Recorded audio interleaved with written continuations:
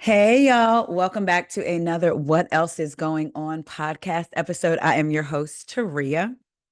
I'm so glad to be back with a podcast episode. Oh, child, see. So, y'all know that look, it didn't even take a minute before the alarm was going off. So, y'all know that podcast episodes are supposed to drop every Tuesday and Friday. And lately, I've been trying to have guests on. And before, I would do a lot of them by myself. And then if I had a guest, that was great. But if not, I would make sure that I did them by myself. And then I had kind of got away from that because I was so used to trying to get guests. And I was like, you know what? I still need to bring my podcast and my thoughts to the people and stop worrying about having guests. I do have a guests that are going to be coming on, like Carlos, my boo, Carlos. Shout out to Carlos J. Harris. Um, and just some other people that I want to reach out to. But y'all know I be zipping and zooing when it comes to making that money. But consistency and what? Discipline is the words for July.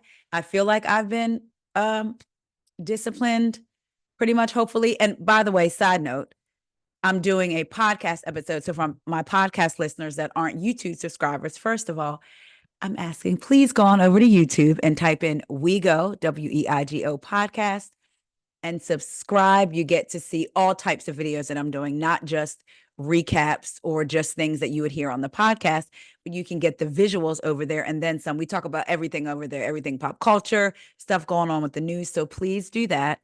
I was going to tell y'all something and I forgot, y'all. Today has been a long day. So let's get into this recap now that we got a little bit of housekeeping out of the way. Y'all, we are talking about the Real Housewives of Orange County. Let me tell you, the first episode for me came out with a bang. Okay, I'm already looking forward to the next episode. I'm glad that they're back. I'm just going to be very upfront with y'all. There's a couple people that I just never took to that are still on this show. That's fine. And I'm telling y'all now, I'm going to try to be as unbiased as possible. But I'm being honest with y'all. For those of y'all that have been listening to the podcast for a while, you know that Emily Simpson is not one of my favorites. I'm sorry. I know people think she's cute and quirky and this and that. And I know that we've watched the Ramonas and the Sonias and all of that. But there's something about Emily that just doesn't sit with me in my spirit. Her beliefs. And I felt like last season when she was doing work for was it Bale? Oh man, I can't think of the name. And she had met with this black gentleman on camera and was helping him. I felt like it was to kind of change the narrative about her and Black Lives Matter and all of that stuff. Granted, even if it was, at least somebody got help, right? So there was a silver lining to that. But there's just something about Emily that I don't trust. And for me, I'm not saying for nobody else, but for me and my Black self, when I get those feelings about people and about our housewives, I have been right. So I'm gonna keep that feeling, but I'm gonna try to just um, enjoy her as a housewife, I guess, if you will. But she's one of the ones that I can never do that for. So I'm gonna try. Okay. All right. So let's get into this episode. Season 18, episode 1, X's and O's. Y'all, can y'all believe it's been 18 seasons of this housewives show? All right, so of course the montage happens. It opens up. Shane and Emily are in the bedroom. He's got the massage gun on her behind. Shane stays trying to get in that hole, honey. We know from first season he wanted butt sex and all of that. So, he stays trying to get into that hole. Then we have Jen doing a yoga class. Shannon was there. And of course, Shannon being Shannon, clumsy, like, oh, I can't hold the pose and all of that. Shannon is looking good. I have to say, Shannon is like a shapeshifter to me sometimes. It's like, I never know. Like, you ever been watching a person on TV and you're like, sometimes they look like their shape is this, but then you may see them like a couple scenes later and it's like, well, wait, like I can't really get a read on her shape, but I do feel like she's looking really good. And I'll say this. It's easy to say, be happy in your size, embrace your body.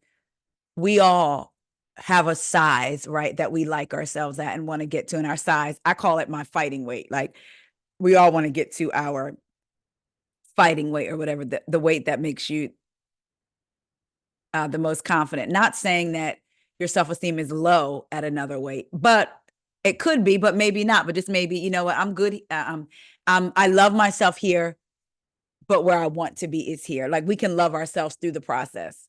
And with Shannon, I just want her to be happy, y'all. Like she's been fighting this weight for so many years. And because it's been such a big thing for her, I want it for her. I want her to be happy at whatever size that she wants to be at, because we've seen her struggle, you know. And like I said, it's been a big thing for her. It's not like she's gained weight and it hasn't been a thing. It has been a major thing for her. So I hope that she is getting to the place that she wants to be. And she looked good from what we saw in this yoga class. Then we see Terry and Heather in their new house. Terry talks about adding a helipad, and Heather's like, no. I love the wealth. I know people don't like Heather. People say she's bougie and she's snobby. She hasn't changed from who she was. Heather has been consistently Heather. She hasn't changed. So I wonder what it is now. Like I remember like right after COVID times, and people were saying her wealth is gross. She's flaunting it. I hope these are none of the same people that are watching Dubai. It's just that y'all don't like Heather. Heather's my girl. I like what I get from Heather. And maybe because I used to listen to her podcast and there was a different side of her, not a different person, but another layer of her rather that she uh exposed on the podcast. And I felt like we learned so much more about her on the podcast. But I like that she's not trying to pretend she's not a person who likes money and likes wealth and likes the finer things in life. I'm glad that she's being true to herself. I like her.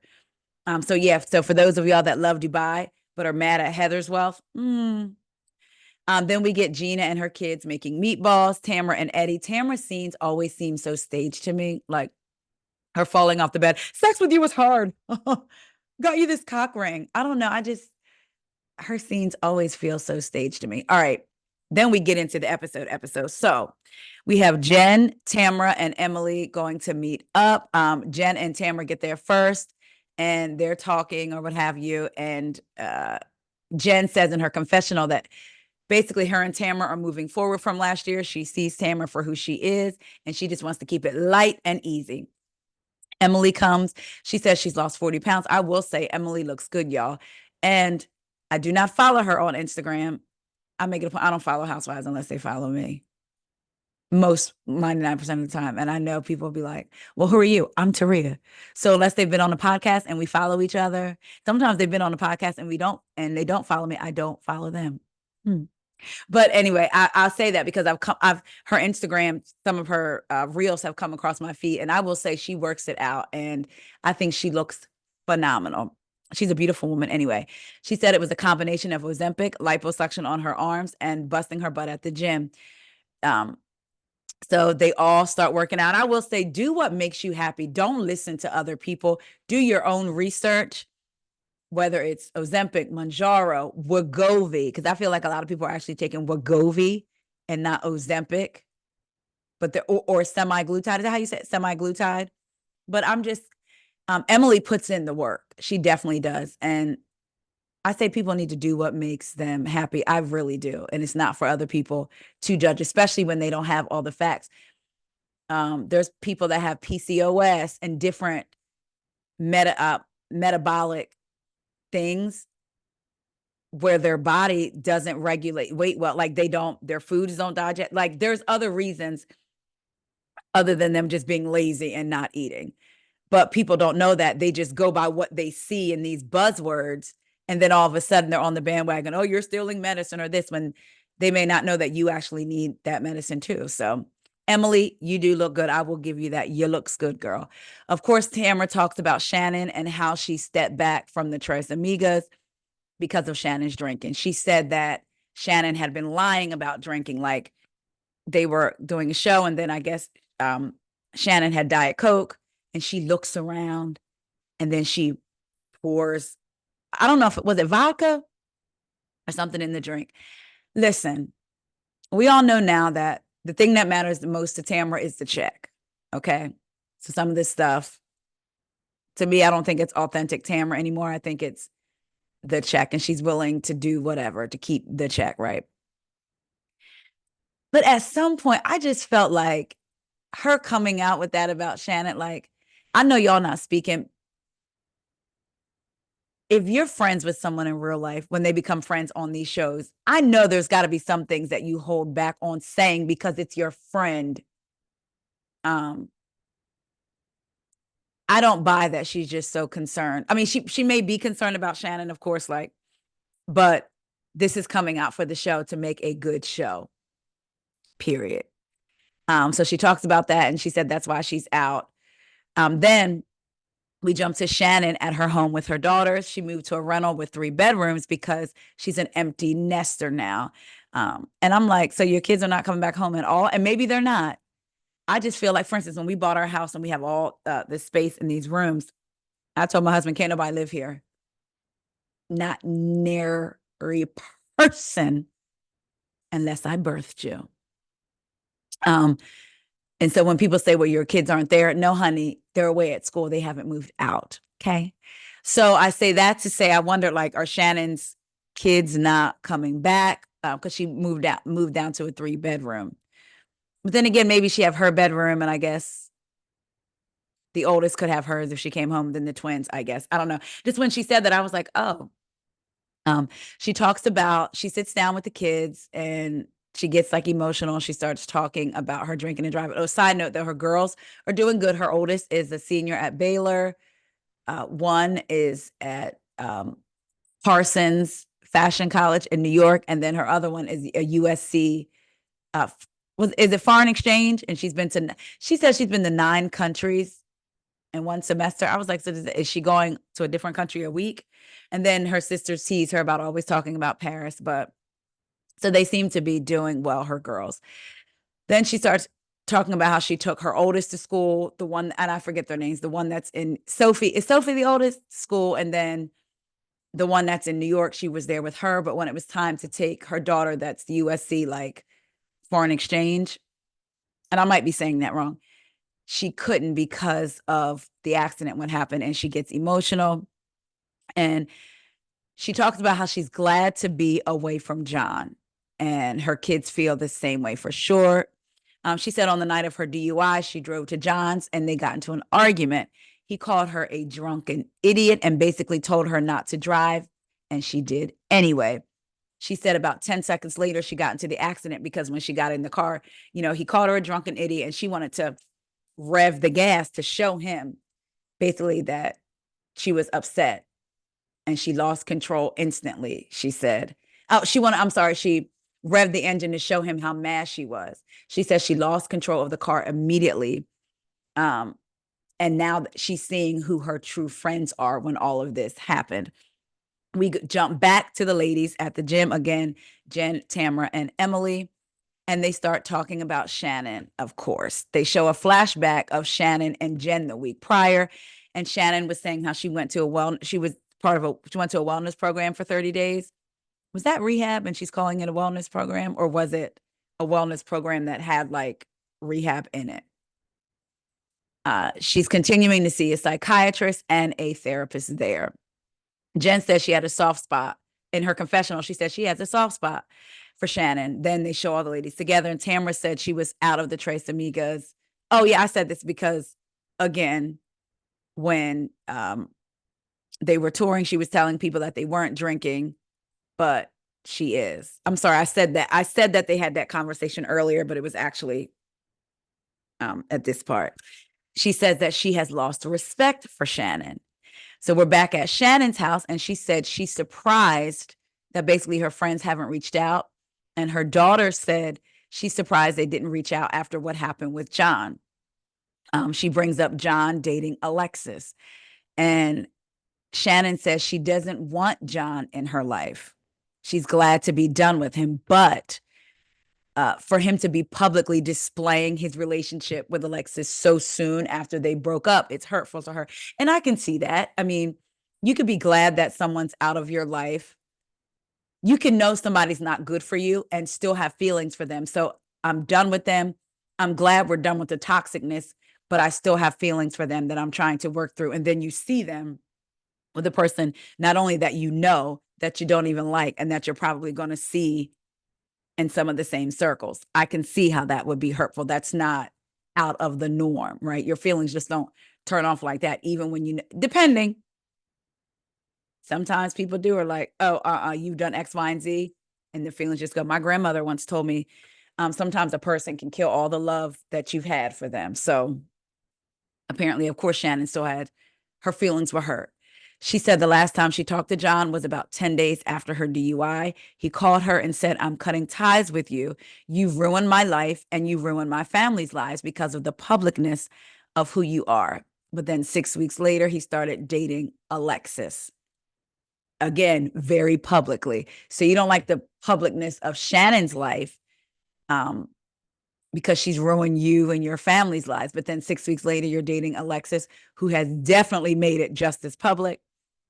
And she believes that Alexis started the ball rolling on her and Tamara being sued by Jim Bellino. So we go back to the gym. Tamara talks about and in her confessional, Tamara talks about the lawsuit in 2018. Jim sued them for defamation.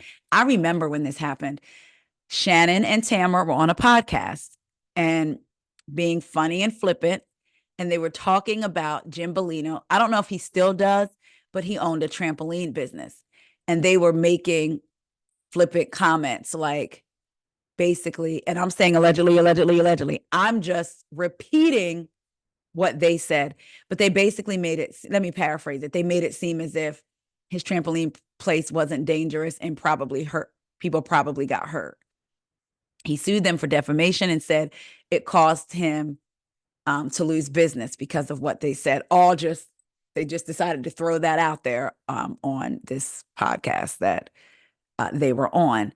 Shannon lost $300,000 and Tamara lost $500,000. I will say, I believe Shannon ended up winning. She spent all that money to defend herself, but ended up winning her suit and was supposed to get some back, but Tamara didn't. I'm gonna look up real quick. This real quick, because I meant to look it up when I was taking my notes, but I'm pretty sure. Yes, Shannon won the case. So back October 2020, Shannon won the case, but has since said she lost hundreds of thousands of dollars in the process of defending herself. She won. She won in the defamation case, but I do believe that Tamara did not win. Let me see. I'm just checking something out. I'm not 100% sure. Oh, and what they said was on the podcast,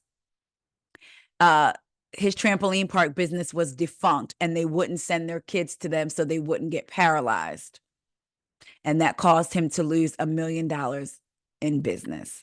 So they just made that flippant comment and they were sued. But again, Shannon won her case, but she spent $300,000 defending herself. I don't think Tamara won hers. She says that Alexis had nothing to do with the lawsuit. And I don't remember them saying Alexis had anything to do with it at the time either. Do y'all? I don't remember. Tamara said that karma is getting Shannon now. She said, God said, if you can't clean your act up after crashing your car and almost killing somebody, I'm going to give your boyfriend to the girl you hate the most.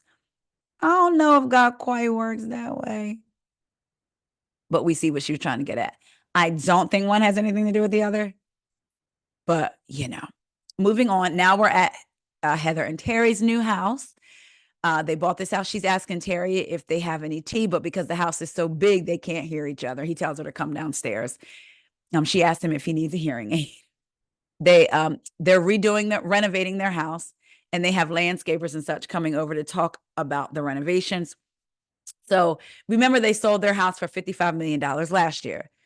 They ended up buying a house in Beverly Hills. The sellers wanted to get somewhere in the low 40s, like 40 million, but they got it for 16 million. They also have a penthouse in LA. They're going to take their Beverly Hills house down to the studs. Heather says they're going to renovate. So she said she threw some staging furniture and they moved in. So they have a place for everyone. Because with their penthouse, with the apartment in LA, it's not big enough for all of them, right? Even though their two oldest are at school, the twins, they still have the two other ones at the house. So they just moved into this new home that they built, and they're going to be renovating it. By the time they do all the reconstruction, it'll come to about 32 million, which is still less than what the sellers originally wanted to sell it for. She said Cary Grant and Lana Turner have been at that house, and if the walls could talk, but it don't even matter because you get ready to take them down, honey. The house was built in the 40s. They also have a penthouse at the Balboa Club. So they have the house they just bought. They have a LA penthouse, I believe, and a penthouse suite at the Balboa Club. They have that house. They get to be close to Terry's mom, so they could see her more often, and that makes Terry close to his office. He said he's never been that close to his, plastic surgeon's office before. Does he still have botched with him and Dr. Paul Nassif? It's off, right? I don't know. Y'all can let me know. I thought it was off. I haven't heard anything about it, but who knows? It could still be on. I couldn't watch, like, some of it I could watch, but then some of it with the surgeries and stuff, especially like the nose jobs and stuff, I couldn't watch, But Heather tells Terry she wants to have a party at the Balboa Club, and hopefully her and the girls can move forward. He says he doesn't want her to have to go through what she went through with them last year. And they showed little clips. And I'm sorry, I know people don't like Heather, but if you step outside and look at some of this stuff, Emily straight up misinterpreted an entire conversation that was proven. Told Heather she was lying, and it was Emily that was wrong. They got mad at her because she didn't tell them about the house. It was just a whole bunch of stuff that was like, now come on, y'all. But anyway, in my opinion, if you go back and just watch it again, Heather may be snobby, or I guess to me, I haven't gotten where she's talked down to the other ladies. I mean, in her earlier seasons, she would maybe correct or say, well, actually it's this temperature versus this temperature. And Tamra and Vicky would just call her fancy pants because they knew it wasn't coming from a malicious place. So that's why I'm not understanding now, especially with Tamra, sometimes, like, what happened to now where you're taking this as malicious, and then these other ladies too, but I don't know. So she's going to have a party, and then they show a flashback of Heather being on FaceTime with Tamra, saying that she was throwing a party and Alexis was going to be there, and they discussed Shannon. And Tamra said, well, nobody's really talking to Shannon. This season's going all about Shannon. Then we get to Emily's house. Gina comes to Emily's. Emily is renovating her home as well. She said she's been renovating it for 2 years, and they finally have moved on to the kitchen, and they show like a split screen, and you can see like they put a window in and stuff like that. I think she said her house was stuck in the 90s. Gina is listing Elizabeth Vargas's home. Y'all remember the season Elizabeth Vargas was on? I think, was it the C19 season, maybe? Anyway, she is listing Elizabeth Vargas's home. And she also said that Elizabeth has a brother, and her brother bumped into Shannon on New Year's Eve in the market. And allegedly, I'm saying allegedly, Shannon had a shopping cart full of booze. And Gina said, that doesn't scream I'm on a new track. Gina says all she knows is she got tortured by this woman for something that she took full responsibility for years ago. Of course, they show flashbacks of Shannon talking about Gina's DUI, saying CPS could have came and took her kids, and I helped you out with your DUI and all of that. And then Gina tells us she has no relationship with Shannon, but she doesn't believe in kicking somebody when they're down.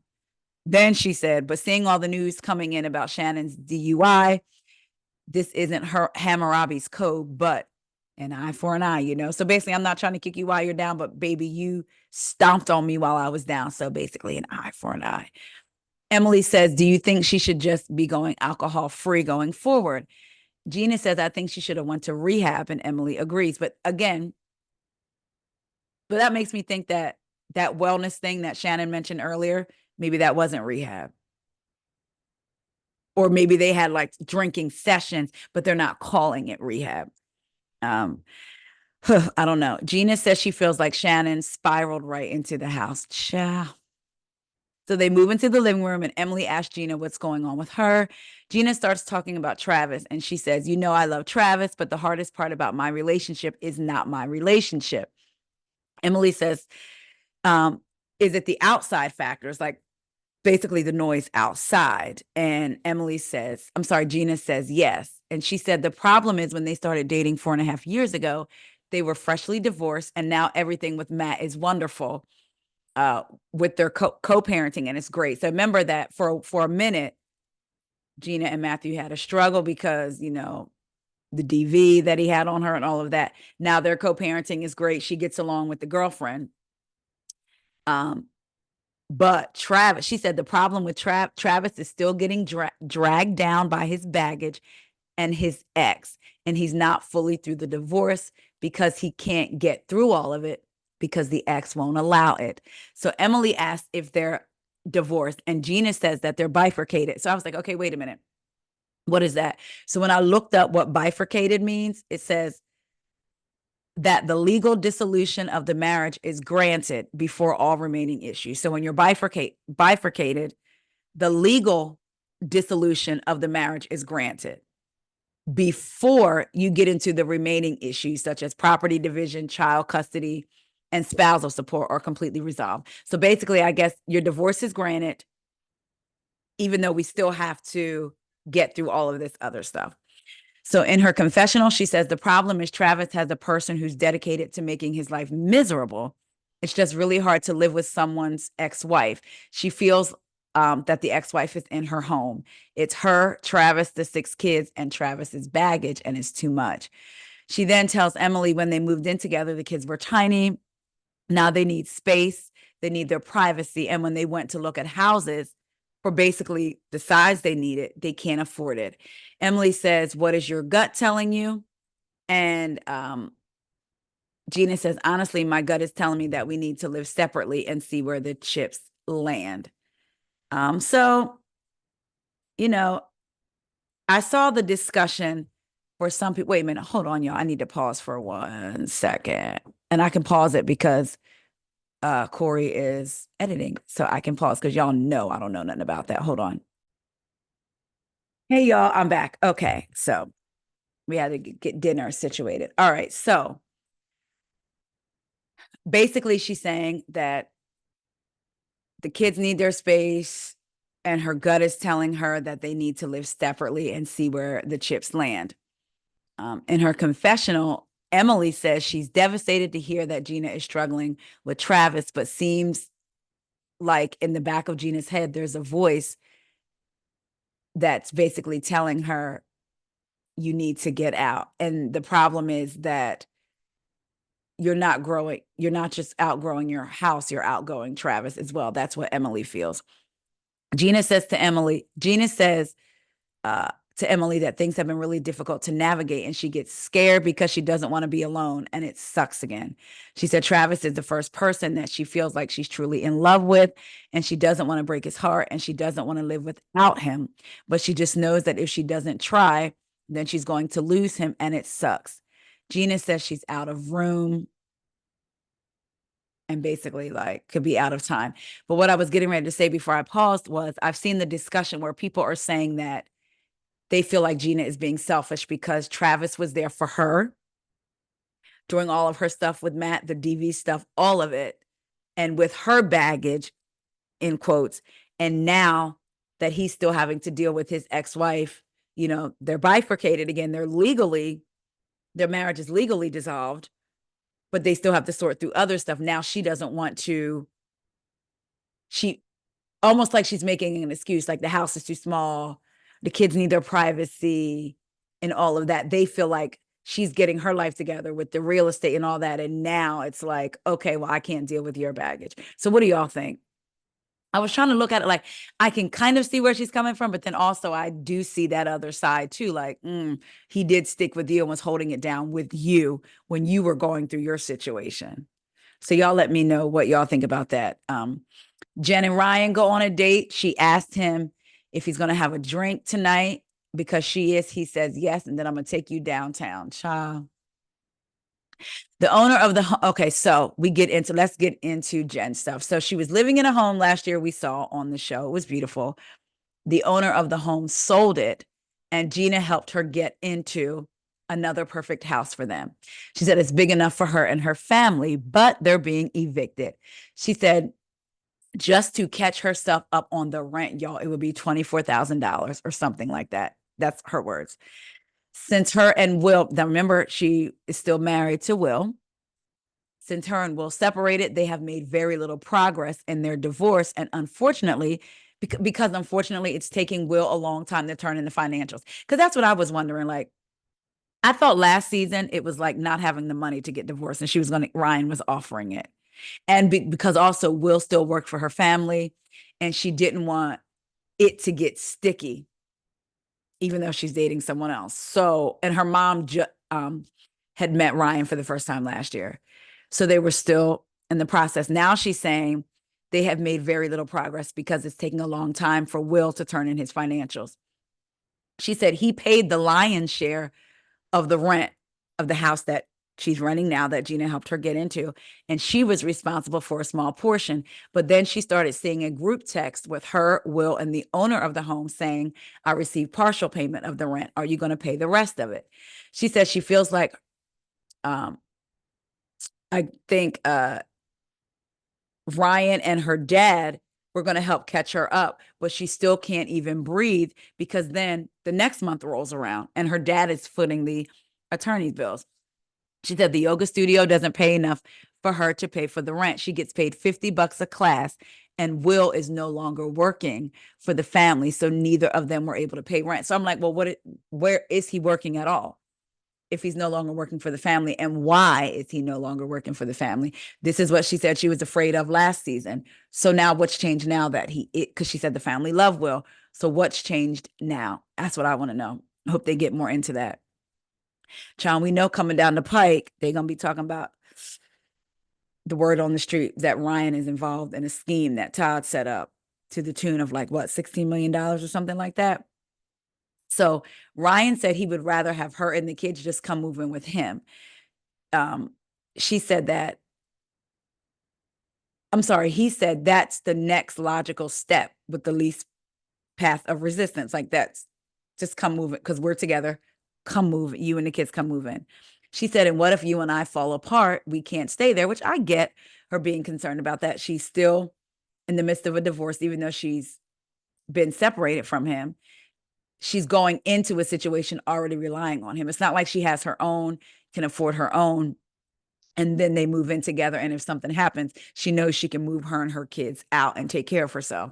If she moves in with him, she's going in just trusting and hoping that they don't fall apart because he'll be handling everything.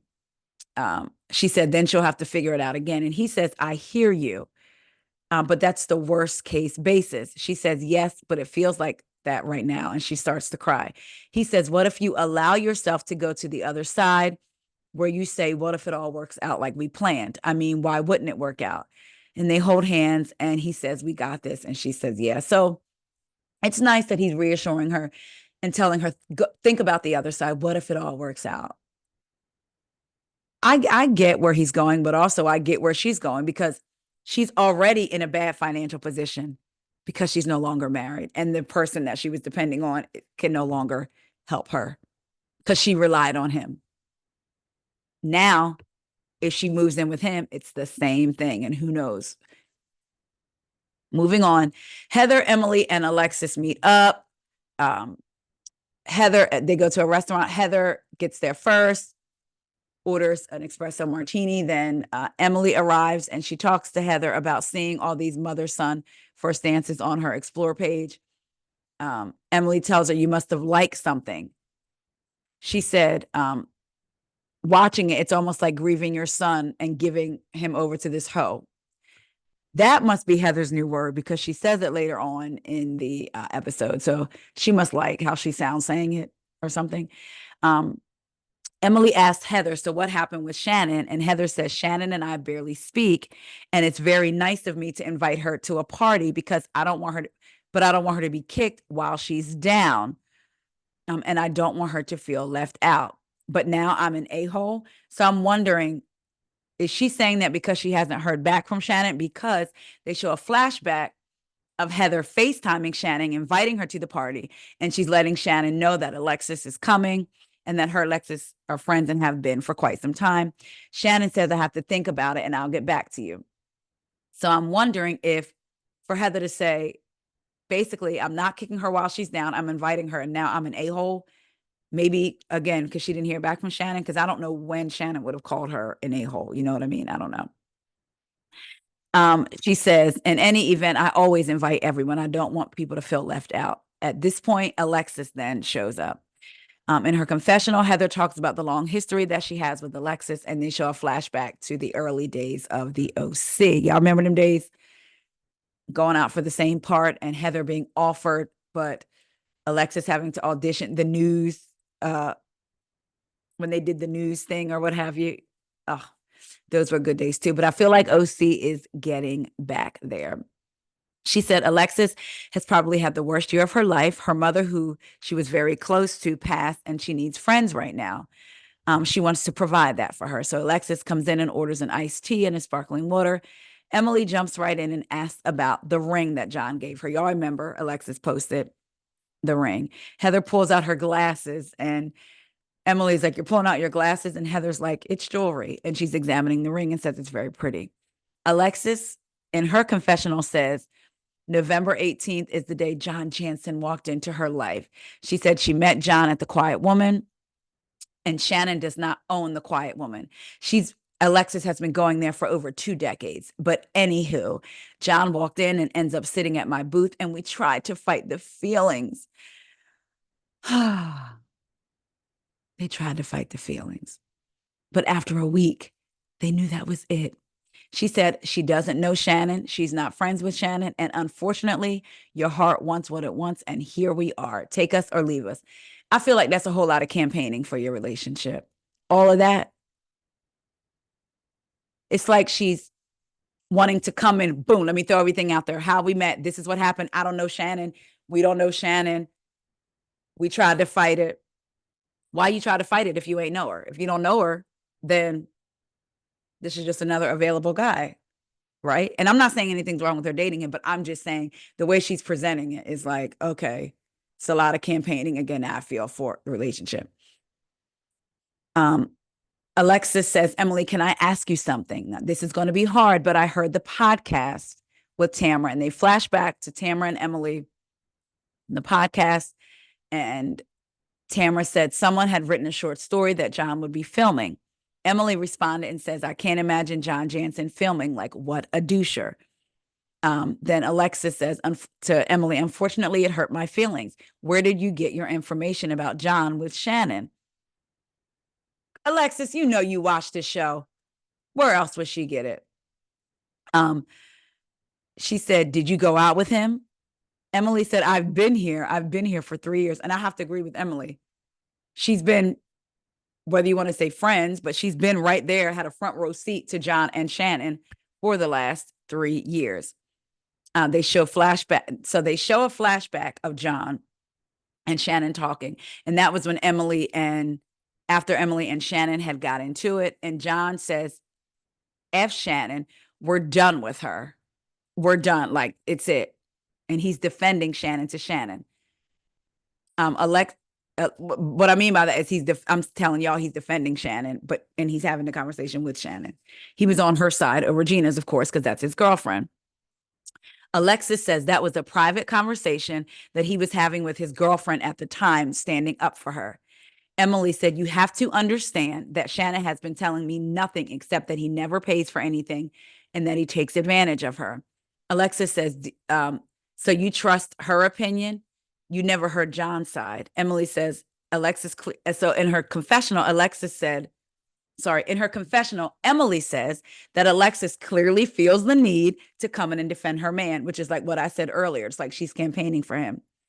Heather says, the only thing I worry about for you as my friend is that it's fast. She says that to Alexis. In her confessional, Emily says, she's been dating him for like a month now. At this point, I know John better than she does. The producer or someone asks Emily, is John a douchebag? And Emily says, yes, he's a douchebag. Yes. Alexis then says, all I ask is that you give him a chance. When you get to know him, you're going to love him as much as I do. He's my Johnny J. That don't even sound. Heather says the Johnny J rebrand is mildly epic. Oh boy. Emily says, okay, wait, can I ask you a question? And Alexis says, yes. Emily says, how do you feel about seeing Shannon at Heather's party? Alexis says, here's the thing. I have no ill will. I just want to squash the elephant in the room. And then Emily says, yeah. I feel like she's going to spiral. Heather says, I don't think she will. Alexis says, I'm just not going to play into her spiraling. Ciao. Next scene, we see Shannon going in to see her lawyer, Michael, the same lawyer that she referred to Gina when Gina had her DUI.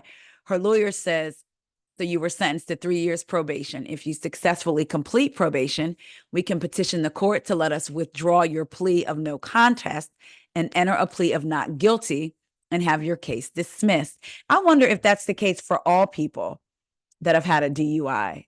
Have those of you who are listening or watching, have you known anybody that that's happened to? Got a DUI, successfully completed probation, and then their lawyer was able to petition the court to have it to withdraw their plea and then have it dismissed. And basically that would mean, would it be expunged off your record like it never happened? Y'all let me know. Shannon says there's a part of her that wants to accept the responsibility for what she did, so she doesn't want any special favors.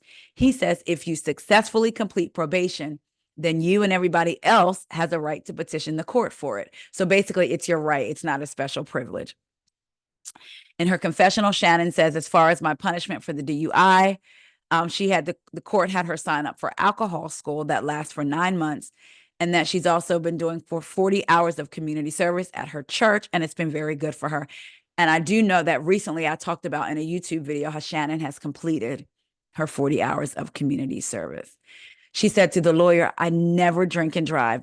I lecture my kids. I talk to my friends about it. Then they show a flashback to the year 2020 when she was talking to Kelly Dodd, saying the stupidest thing that can happen to anybody in today's world is getting a DUI.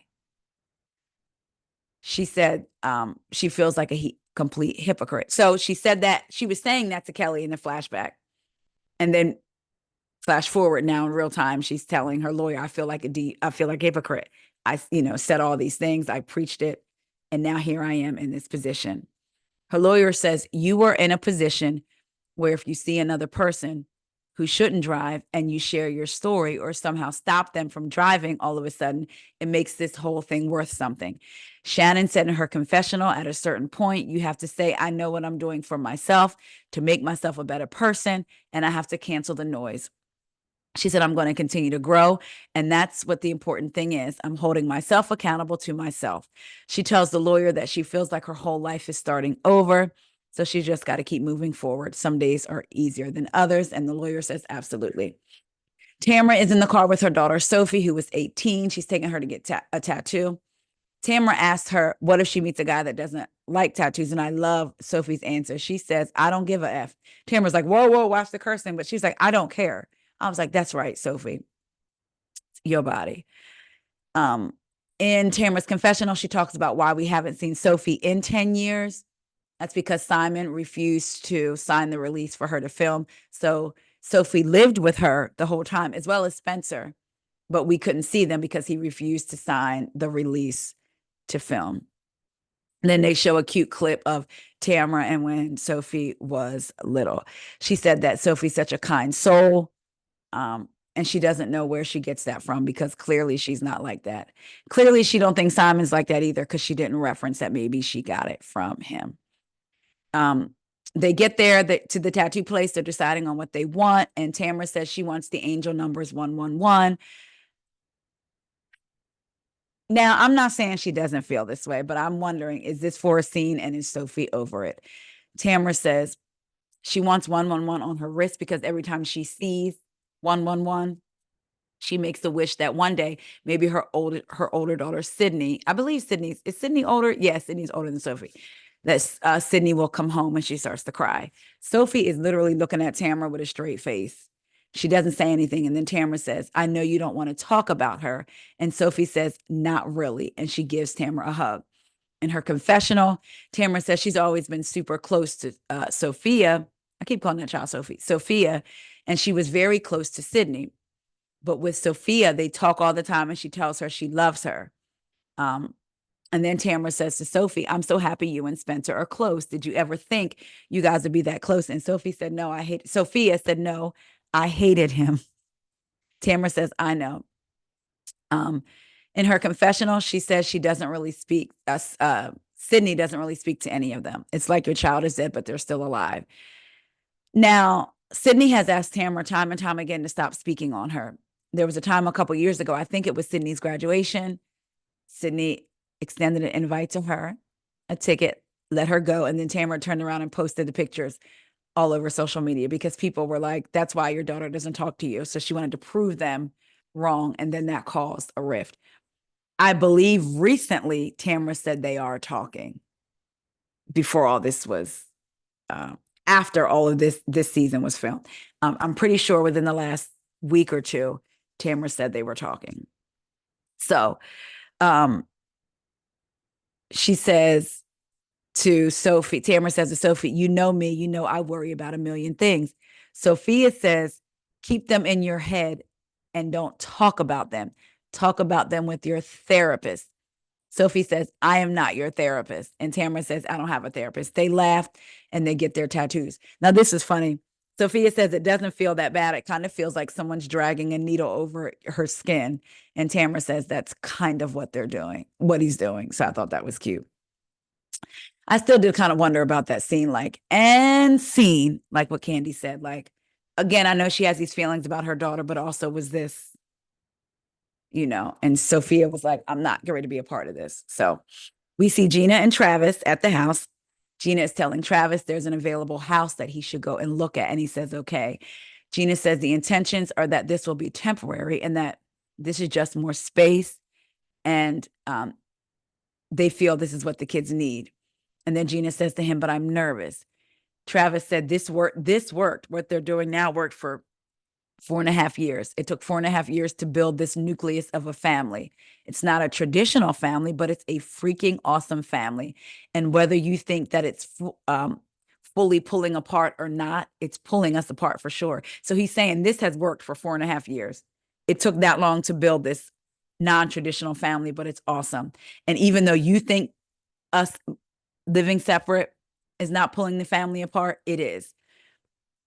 In her confessional, Gina says that her kids have been through so much since her divorce from Matt, and Travis has supported her through some of the worst times of her entire life, which is what we talked about earlier.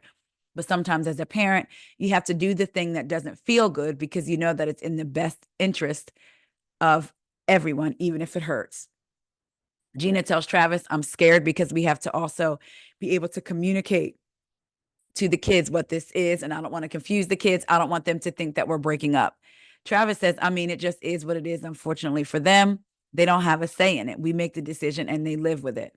So then Gina says, but do you think it's the right decision? Travis says, I don't, but I think this is a decision that has to be made. So Gina says, are you mad at me? He said, I'm not mad at you about it. It's going to be what it's going to be. And then you could tell he's getting emotional. Gina says, I do value our family and I do value our relationship. And it's the most important thing to me. Like, even just you being willing to try this is a very clear indication of how incredible you are. That's why I don't want to lose this. I don't want to lose you in the process of it. And she's crying. Child Travis said, neither of us have a crystal ball. So I think we can go into it positive. And then Gina says, yeah. And Travis said, we'll see what happens. I don't know. I get the needing space thing, but it just feels like, again, part of me feels like she said, Travis has been there during the worst times of her life. Now that her and Matt are co-parenting good, and with the new girlfriend in her life seems to be getting on track, it's like, I can't deal with your ex-wife. But you dealt with it when you were going through your stuff. I could be wrong, but that's just what I'm feeling. We get to Tamara and Eddie's house. Tamara is getting her makeup and hair done for Heather's luncheon. Eddie says, where you going? Hey, where you going? She says, to the luncheon at Heather's. Eddie said, is Shannon going to be there? Tamara says, I think so. And he says, how are you going to handle it? She says she can be cordial with her. Eddie said, it's not a good friendship. honestly, it's very toxic. And Tamara says, I know. We get to Shannon. She's getting her hair and makeup done. And she says she bought a Givenchy dress, baby, and it's a little tight. Her makeup artist says, well, you're so skinny, you're going to look great. Shannon says, I'm really not in the mood for viciousness today. And then in her confessional, she says, I decided to go because I'm not going to appear weak. And I'm looking forward to it. Absolutely. Am I looking forward to it? Absolutely not. I'd rather get a root canal. And then she tells her makeup artist, everybody's going to want to know Shannon, the Lexus, basically her crashing into the car. Now we're at Jen's house and she's getting her makeup done. And Ryan says, you look pretty. She says, I did it on my own. Ryan says, you're not, wait. Oh, Jen says to Ryan, are you sad you're not going today? He says, absolutely not. Jen says the only person she feels like it may be awkward seeing is Gina because she hasn't heard back from her. We get to Gina's house and she's talking to her dog and having fun saying, I'm not going to take you to the brunch today. I'm going to take my friend Katie because she basically just moved here and doesn't have a lot of friends. And Katie's new to the area and she needs to make friends. Of course, we know that's Gina's way of introducing the new housewife, Katie. We go back to Tamara and Eddie's house and Eddie says, who else is going? And Tamara says, Alexis Bellino. Eddie's face was so funny. He was like, what? Eddie says, you and her are good. Tamara says when they were in Las Vegas at BravoCon, they made up and talked. Eddie says, don't get too close to Jesus Jugs because I don't trust her. You are psychotic, Jesus Jugs. I will say that was, I don't use the word iconic often, but I feel like that was kind of like an iconic line. So they show Alexis in the car with Emily on the way to Heather's luncheon. And Alexis says she needs an espresso because we had a sleepover last night. Child thought she was talking about the kids. Like her kids had a sleepover. She was up with them. And I feel like I'm normally pretty quick with it. Then Emily says, wait, you're tired because you had sex so many times? Is that what you're talking about? I said, oh my gosh, I did not. That's not what I was thinking. And Alexis laughs and says, yeah, child, they say John has a big package. In the words of Cat Williams, I guess he's a big dick deviant, honey. Gina is in her car to the party and they stop and pick up Katie, Gina's friend. She's really cute, really pretty. In her confessional, Katie says she met Gina because she was talking to her friend Sutton from Beverly Hills, about moving to Orange County. And she said, my friend Gina is an agent. You should actually reach out to her. She said they met up and had coffee. She loves Gina's zest for life. She said, I love Gina's zest, I guess, for life. Then they show them in the car and Gina says, Colleen, this is Katie. Like Gina makes an introduction with Katie and a woman named Colleen. And I said, so is Colleen the Uber driver, the producer? Like, who is Colleen? Because she's not an extra guest that's going. And then Gina says, she's my friend. Like Katie is her friend. I'm like, who is Colleen? In her confessional, Gina said, I like that. She likes that Katie is young. She's my age, 39. She said, not 59. I just want to live in my youth a little longer. Then Gina says to Katie, I'm going to warn you. And then she gives her the 411, like, Shannon used to date a guy named John. They broke up. And now there's a woman named Alexis that I don't know, but that Shannon basically doesn't like. She's now dating John. And Katie says, oh no. Now we're back in the car with Emily and Alexis. Alexis says to Emily, so can you fill me in on Shannon's headspace? And Emily says, oh man, no. I don't know if anybody can fill you in on what's going on in Shannon's head. That was kind of funny. We then flash to Shannon. Was Shannon trying to get her mic on or was she trying to adjust her dress? Because I couldn't really figure out what she was doing. She was just like, oh, Shannon. And then big old heels, bigger than her legs. Huh? Anyway, reminds me of the shoes that the ladies are wearing on Love Island. Them big old heels. We're back to Emily and Alexis in the car. And Emily says, I'm going in with an open. Wait. Oh, I'm sorry. Alexis says, I'm going in with an open heart and an open mind. And I hope Shannon can. I don't know what I'm walking into. Emily said, I don't know either. She was very honest. I don't know either. Now we're in the car with Shannon and another woman. I didn't catch the woman's, unless I missed it. I didn't catch it when Shannon was standing outside of her car doing something with her dress. I didn't catch it when they were in the vehicle. And I didn't catch it when they got to Heather's party, and the woman was trying to talk to Heather. I got the feeling that the woman wanted to be on camera, but I don't know who it was. Y'all let me know. Must have missed the lower tier, or what is it called? Lower tier or third tier, where it says their name, because I didn't catch it. Whoever it is, we're in the car with Shannon and this person. Shannon's halfway lying down saying, should I sit like this because I don't want any lines? To me, it appears no one's paying attention to her. Maybe they just focused on that part, but that's what it felt like to me. We're back with Emily and Alexis again. And Emily says, Alexis says, if she starts spouting out about John, I might have a problem. Here's my thing. Now, Shannon did spend 3 years with that man. She can speak on her experience. I'm not saying she should speak on it to Alexis, but if she's speaking on John, she's been with that man for 3 years. I don't feel like you've been dating him for what, 6 hot minutes, and now everything I've experienced is a lie because of what he told you. Anyway, they show Heather at the Balboa Club. She's tightening up her party details.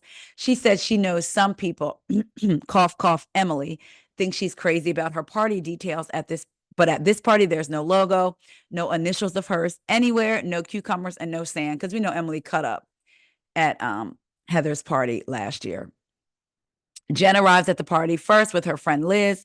Then Gina and Katie arrive. Katie says to Heather, it's so good to finally meet you. And Heather said, we almost did at Sutton's house. And I think Katie says, for half a brief second. Then Heather says that Sutton says great things about Katie, and Katie says she adores Sutton. Now, in her confessional, Katie said, I met Heather before briefly, but this is the first time she said hello back. I said, here we go. Okay, this is the setup for Katie and Heather to get into it. Heather takes Gina's drink order, which is a sugar-free Red Bull, and Katie's order, which was a dirty martini. Then Gina says, DeBro knows how to do a party.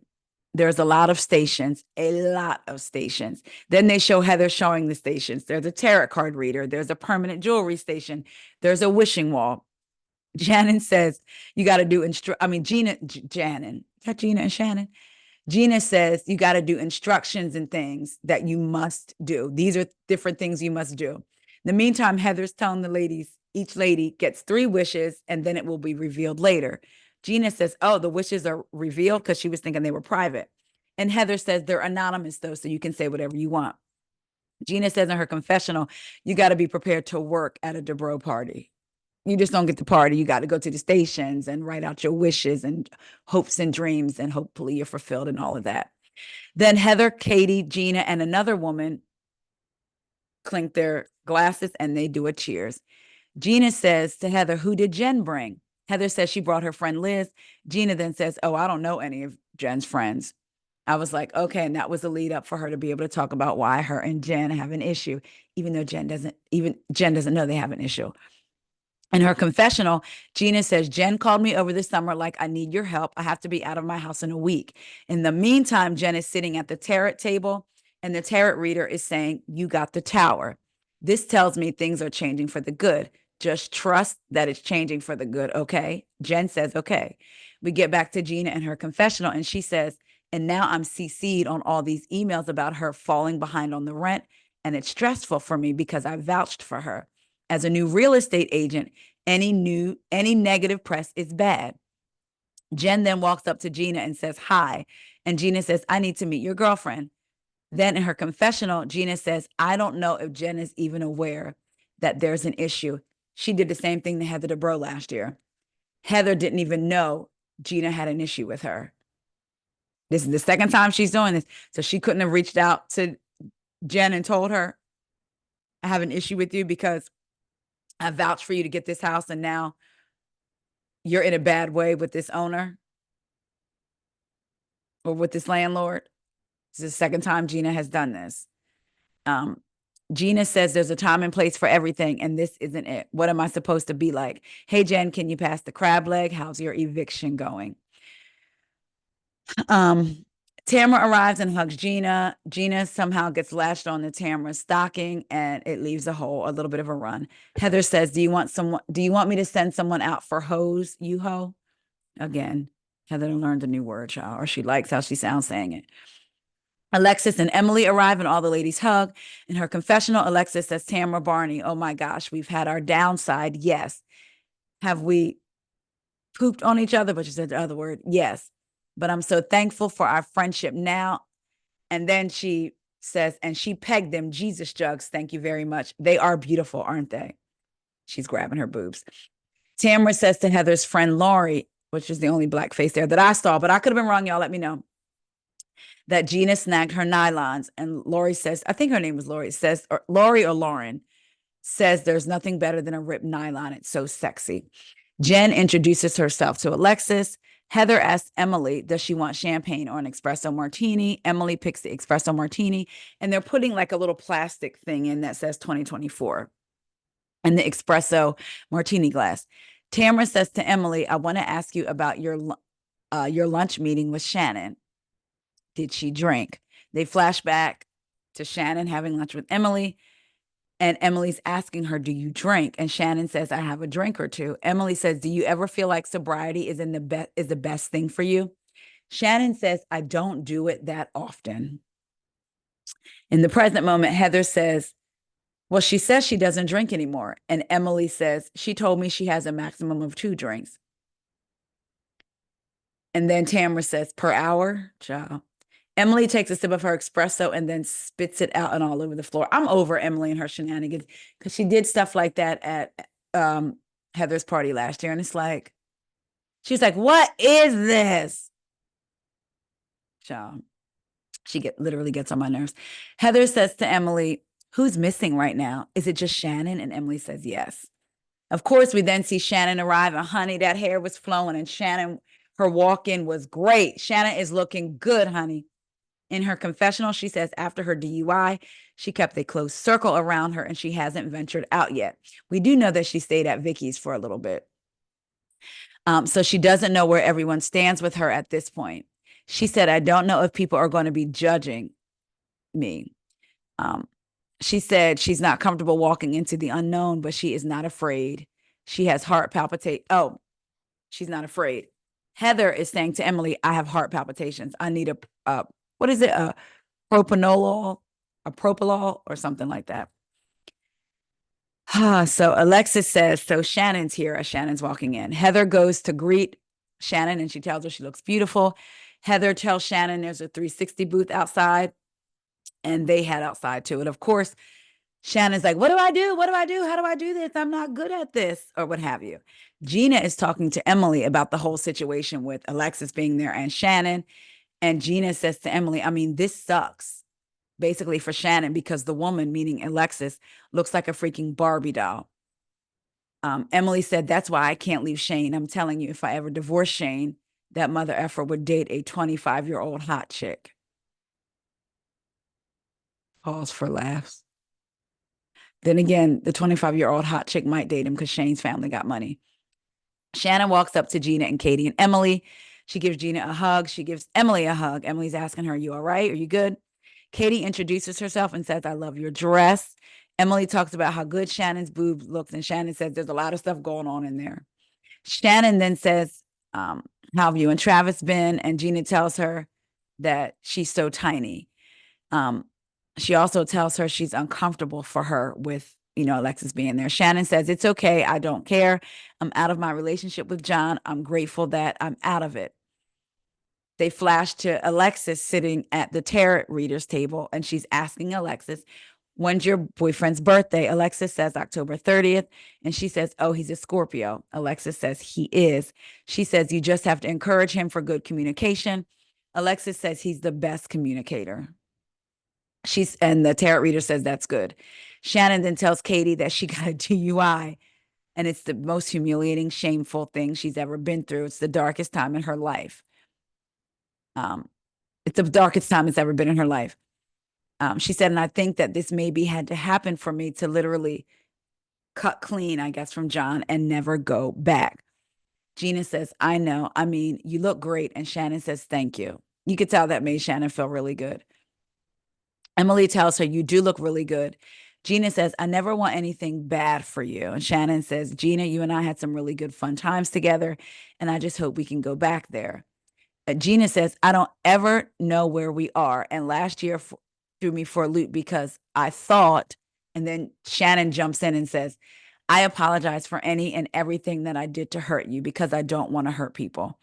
Gina says, thank you. In her confessional, she said, I literally cannot believe this is happening. I never expected Shannon to apologize to me. I don't even really know what to do with this. She then says to Shannon in present time, you're doing the right thing. You held your head high and you'll get through it. Back in her confessional, she says, I don't know what version of Shannon Storms Bador we're on at this point, if it's Shannon 2.0, 3.0, 10.0, or 12.0. But whichever version this is, child, I hope it sticks. I added child. She didn't say that, but that's the feeling I got. Gina says, you look really effing good. And then Shannon smiles again and says, thank you. Gina says, we've known each other for 7 years. Child, Emily been here for child, maybe this the last year. They say 7 years, new beginnings. Anyway, hey, Gina. She says, we've known each other for 7 years. And even though I'm like, we never got along, I still feel like protective, which is crazy. Cause didn't Shannon like take Gina shopping and stuff, plan a shopping day for her? And they did get along at some points. Gina says, this is not, and Shannon jumps in and says, yeah, this is not okay. Shannon said, I don't know what else I can do, talking about Alexis being there. I think I should just walk right up to her right now and say, can we have a chat? Again, they're clearly talking about Alexis because they keep showing Alexis. Gina shakes her head and says, yeah, that's so brave. Good for you. Shannon says, why not? I should just do it. And Gina says, yeah, but in good lighting. Shannon walks up to where Alexis is and says, can we have a chat outside? Do you mind? Alexis says, okay, perfect. Emily says, red alert, red alert. Then Heather's like, is it wrong? Basically, that they all want to know what's going on. Shannon says to Alexis as they walk outside, is there shade? It's flipping hot. Emily says she speaks because they say they can't see where they're going because Shannon and Alexis start walking like out of the shade further down. And they're like, oh my God, we can't see them. And Emily says she speaks Spanish. She speaks lips. So she could like read lips really good. Child, then they break the fourth wall. Shannon is like, can somebody move this table? Because they want to be at a table, but in the shade. Shannon, child, literally starts dragging the table. Alexis says, this is going to be a long conversation. Shannon says, I don't think so. I thought that was funny. All the ladies crowd to the window to see if they can hear or read the lips or to see what's happening. Shannon starts again dragging the table. Heather and the ladies like, no, that's too far. That's too far because they won't be able to see. Alexis comes over and says, hold on, babe, I'll help you. Child, then they drag the table. Either production or the people working at the place was like, wait, like basically like stop. Child, they end up picking the table up and just taking it where they needed it to be. Emily says if she leans her face against the window, she can see. Gina says, this is what I love. This man worked them both up and now they're out there and they got a scrap. Is that fair? Gina says, no, it's not fair. It's ridiculous. Meaning basically a man is in the middle of all this and it's the women that are arguing. Gina says, I've heard the word on the street is that John Jansen has a big penis. I don't care about John Jansen or his anaconda. Again, child, Cat Williams said big dick deviant. Shannon says, so hi, I don't want to get into a deep conversation with you, but there are a couple of things that I would like to say. I've been upset that you were involved in the lawsuit where your ex-husband sued me. And as a single mom for 3 years, I don't want to tear up, but for 3 years, I went through such emotional and financial difficulty. Now they jump to the inside where Tamara's saying Shannon is not letting her talk. And Alexis is nodding. And Emily says, I'm telling you, she goes from 0 to 100, meaning Alexis. I kind of didn't like, Tamara is really ready to jump on Shannon because you don't know if they came to an agreement. You don't know if Alexis says you go first. And that's why Shannon's talking. For her to say she's not letting Alexis talk, it's because Shannon was getting everything out. But anyway, they go back outside with Shannon and Alexis, the camera. And Shannon says, I lost $300,000 defending myself for something that I didn't even do. And you started the lawsuit by sending me a cease and desist letter. So in my eyes, you're a part of it, Alexis. They flash back inside and Heather it's like Alexis is shaking her head. It's not good. We get back to Shannon and Alexis outside, and Shannon says, I can be in a room with you, but I'm just not interested in being best buddies. And I hope you can understand that. Child Alexis shakes her head and clears her throat and says, I'm not asking to be best buddies. This is uncomfortable for the both of us. When you're the ex and I'm the new, I got it. Now, with the lawsuit, if you go back to the court documents or anything else, show me the proof of my name being on anything, because Jim and I had been divorced for 6 months when he sued you. Shannon went to interrupt her, and Alexis said, nope, it's my turn to talk. I didn't speak. I didn't speak when you spoke. It's my turn. Shannon says, okay, understood. Alexis says again, it's my turn. Shannon says, yeah, we're getting a little angry now, but okay.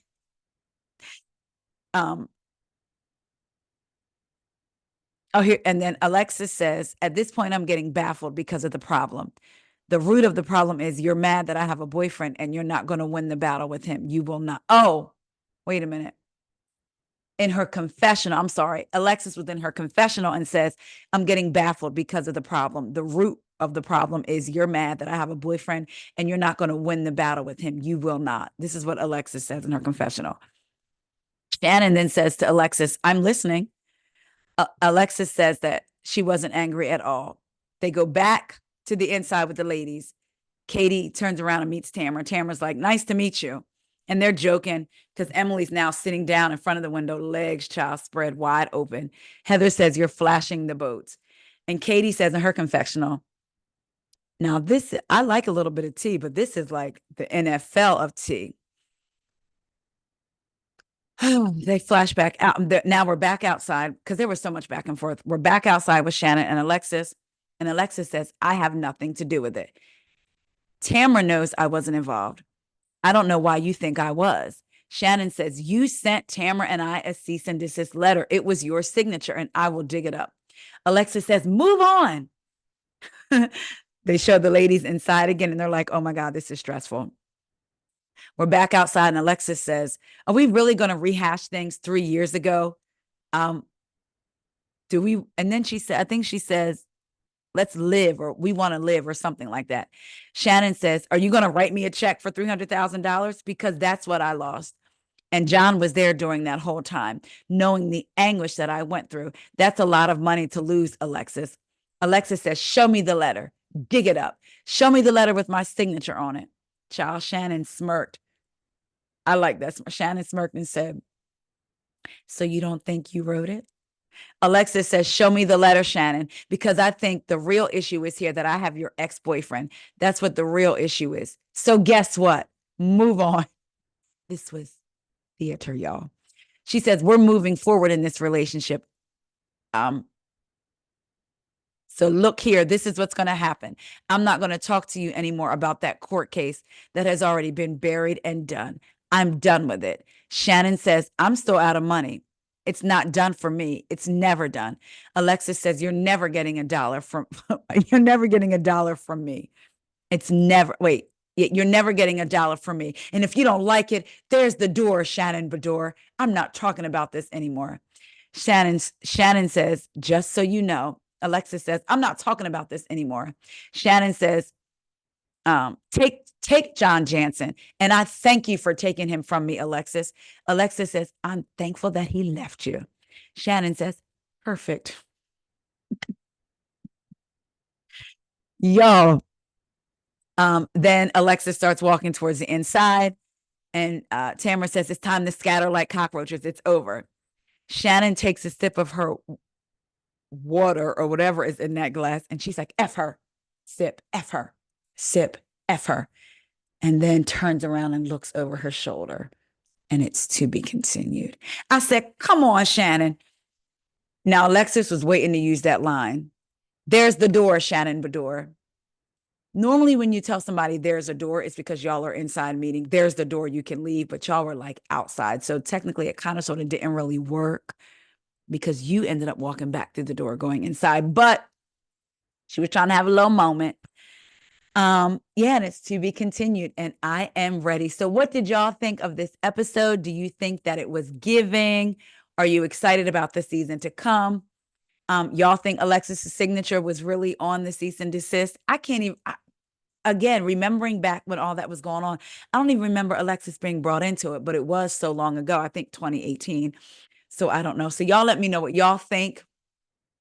Alexis, Shannon, are y'all on the side? Are you on Alexis' side, Shannon's side, the big dick deviant side, or no side? And what do y'all think about what's to come? I'm so excited for the season. All right, y'all. I love y'all so much. Y'all have a good night. I'm getting ready to go shower and watch the new episode of Love Island. See y'all.